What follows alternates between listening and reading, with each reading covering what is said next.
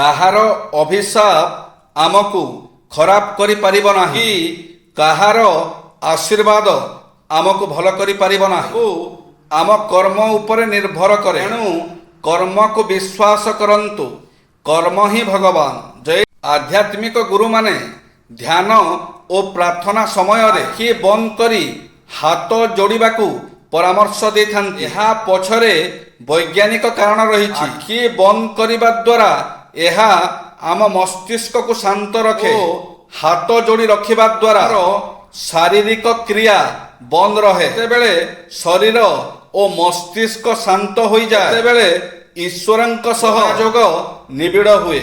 ସୁନ୍ଦର ସତେଜ ଜୀବନଯାପନ ପାଇଁ ଶରୀରର ସ୍ୱାସ୍ଥ୍ୟ ନୁହେଁ, ମନର ସ୍ୱାସ୍ଥ୍ୟ ମଧ୍ୟ ଗୁରୁତ୍ୱପୂର୍ଣ୍ଣ। ସୁସ୍ଥ ମନ ଶରୀରକୁ ଶକ୍ତି ପ୍ରଦାନ କରେ। ମୁନି ଋଷିମାନେ କହିଥିଲେ, ମନର ସୁସ୍ଥତା ପାଇଁ ପ୍ରାର୍ଥନା, ଧ୍ୟାନ ଓ ଆଧ୍ୟାତ୍ମିକ ପୁସ୍ତକର ଆବଶ୍ୟକତା ଅଛି। ଏହା ମନକୁ ଶାନ୍ତ ରଖିବା ସହ ଶରୀରକୁ ସୁସ୍ଥ ଓ ତେଜଦୀପ୍ତ କରେ। ଏବେ ବୈଜ୍ଞାନିକମାନେ ଏହା ସ୍ୱୀକାର କଲେଣି। ସେମାନଙ୍କ ମତାନୁଯାୟୀ ପ୍ରାର୍ଥନା, ଧ୍ୟାନ ଓ ଆଧ୍ୟାତ୍ମିକ ପୁସ୍ତକର ଅଧ୍ୟୟନ ଦ୍ୱାରା ଆପଣ ନିଜକୁ ସୁନ୍ଦର କରିପାରିବେ। ପ୍ରାର୍ଥନା ଆମକୁ ଈଶ୍ୱରଙ୍କ ନିକଟକୁ ନେଇଯାଏ। ମାନସିକ ସୁସ୍ଥତା ପାଇଁ ଆପଣଙ୍କ ପ୍ରାର୍ଥନା ପଦ୍ଧତିକୁ ସହଜ କରନ୍ତୁ। ଏମିତି ଭାବନ୍ତୁ ନାହିଁ ଯେ ପ୍ରାର୍ଥନା କୌଣସି କଷ୍ଟକର କାମ।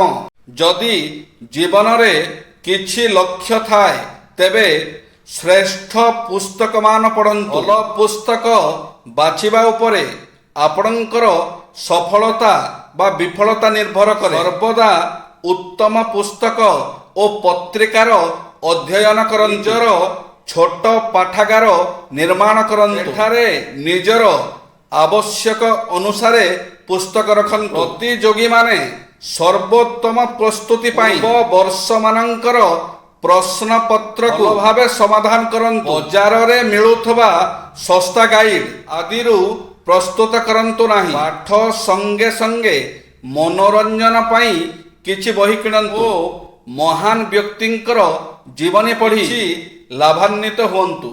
ପାଠ ପଢ଼ା ପାଇଁ ଉପଯୁକ୍ତ ପରିବେଶ ନିହାତି ଜରୁରୀ ଅଟେ। ଘର ଶାନ୍ତିପୂର୍ଣ୍ଣ ହୋଇଥିବା ଆବଶ୍ୟକ। ପଢ଼ା ଘରକୁ ସଠିକ ବାୟୁ ଚଳାଚଳ ହେଉଥିବା ତଥା ଆଲୋକ ଆସୁଥିବା ଦରକାର। ଠିକ ଆଲୋକରେ ପାଠ ନ ପଢ଼ିଲେ ଆଖିକୁ ବି କଷ୍ଟ ହୁଏ। ଶରୀର ସବୁ ଜିନିଷପତ୍ର ସଠିକ ସ୍ଥାନରେ ରଖନ୍ତୁ, ଯେପରି କୌଣସି ଜିନିଷ ପାଇବାରେ ଅସୁବିଧା ନ ହୁଏ। କାନ୍ଥରେ ମହାନ ବ୍ୟକ୍ତିମାନଙ୍କର ଫଟୋ ଲଗାନ୍ତୁ। ତାଙ୍କର ମହତ୍ୱପୂର୍ଣ୍ଣ ଉକ୍ତିକୁ ବି କାନ୍ଥରେ ସ୍ଥାନ ଦିଅନ୍ତୁ। ଏହା ଆପଣଙ୍କୁ ସର୍ବଦା ଆଗକୁ ବଢ଼ିବା ପାଇଁ ପ୍ରୋତ୍ସାହିତ କରିବ। କିଛି ନିହାତି ଜାଣିବା କଥା। ଖାଇବାର କିଛି ସମୟ ଆଗରୁ 1 ଗ୍ଲାସ ପାଣି ପିଇବେ। ଖାଇବା ସହିତ ପାଣି ପିଇବେନି। ଖାଇବାର ଅଧା ଘଣ୍ଟା ପରେ 2 ଗ୍ଲାସ ପାଣି ପିଇବେ। ଶୋଇବା ଆଗରୁ ପାଚିଲା କଦଳୀଟିଏ ଖାଇବେ। ପିତାମାତାଙ୍କୁ ଅବହେଳା କରିବେ ନାହିଁ। ଲମ୍ବା ପାତ୍ର ପାଣି ହୃତ୍ପିଣ୍ଡ, ପେଟ ରୋଗ, ଯକୃତ ପାଇଁ ଉପାଦେୟ। ଅତି ଗରମ ବା ଥଣ୍ଡା ଖାଦ୍ୟ ଖାଇବେ ନାହିଁ। ମଳମୂତ୍ର ତ୍ୟାଗ ସମୟରେ ନୀରବ ରହିବେ। ନିଜ ଘର କଥା ବା ନିଜର ଦୁର୍ବଳତା ଅନ୍ୟ ଆଗରେ ପ୍ରକାଶ କରିବେ ନାହିଁ। ଅଭ୍ୟାସ ନଥିଲେ ଗଛ ଉପରକୁ ବା ଛାତ ଉପରକୁ ଚଢ଼ିବେ ନାହିଁ। ନିଜେ ବ୍ୟସ୍ତ, ବିବ୍ରତ ଓ ଅନ୍ୟମନସ୍କ ହେବେ ନାହିଁ। ସଭାରେ, ଯଜ୍ଞରେ ସମସ୍ତଙ୍କୁ ଏକ ସାଥିରେ ପ୍ରଣାମ କରିବେ। ହୋମ କରୁଥିବା ବ୍ରାହ୍ମଣଙ୍କୁ ପ୍ରଣାମ କରିବେ ନାହିଁ। ଓଦା ଲୁଗା ପିନ୍ଧି ବା ଜଳରେ ଥାଇ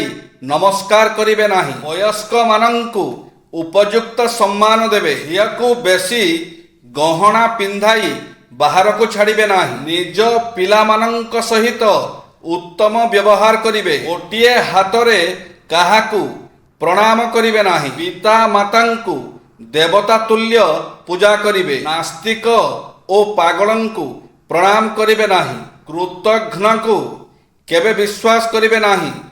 ଖାଦ୍ୟ ପାନୀୟରେ ସଚେତନତା। ଆମେ ଖାଇବା ପାଇଁ ବଞ୍ଚୁ ବା ବଞ୍ଚିବା ପାଇଁ ଖାଉ ଏକଥା ପ୍ରଥମେ ଚିନ୍ତା କରିବା ଆବଶ୍ୟକ ଏବଂ ପାନୀୟକୁ ନେଇ ଆମେ ନାନା ପ୍ରକାର ରୋଗର ଶିକାର ହୋଇଥାଉ ଏବଂ ଏଥିରେ ସଚେତନ ହେଲେ ଆମେ ରୋଗମୁକ୍ତ ହୋଇ ସୁସ୍ଥ ଜୀବନଯାପନ କରିଥାଉ। ମଧୁମେହ, କର୍କଟ, ଉଚ୍ଚ ରକ୍ତଚାପ, ମେଦବହୁଳତା ଆଦି ବହୁ ଜଟିଳ ରୋଗ କେବଳ ଖାଦ୍ୟ ପାନୀୟ ନିୟନ୍ତ୍ରଣରେ ଆରୋଗ୍ୟ ହୋଇଥାଏ। ଏ ସମ୍ପର୍କରେ ନାରୀ ପୁରୁଷ ସମସ୍ତେ ଜାଣିବା ଆବଶ୍ୟକ। ତାଜା ତଟକା ପୁଷ୍ଟିକର ଭିଟାମିନ୍ ଖଣିଜ ଲବଣଯୁକ୍ତ ସୁପାଚ୍ୟ ଖାଦ୍ୟ ଖାଇବେ। ଉଚିତ ମାତ୍ରାରେ ଖାଦ୍ୟ ଖାଇବେ। ଏକାଥରକେ ଅଧିକ ନ ଖାଇ 3-4 ଥର